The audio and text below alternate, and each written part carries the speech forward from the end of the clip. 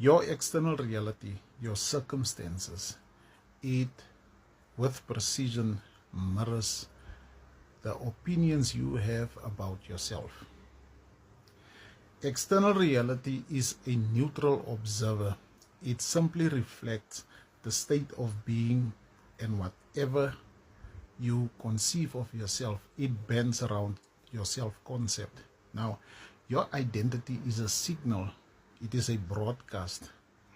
So, fidelity of signal means the clearer the signal, the more controllable external reality.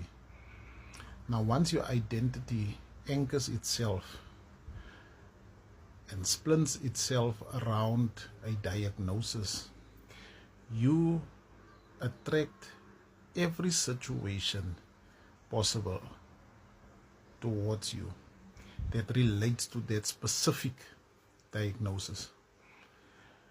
You have a little cough, then you pathologize it. You say, I'm catching this, I have that. Now, everything in your reality mirrors the conviction of yourself. So now you start to see the advertisement on TV, the Mad Lemons. Now, everything will happen the exact same way, under the very exact same conditions, 5 months in the future, 1 year in the future, because your entire physiology, your biology, has to obey your command.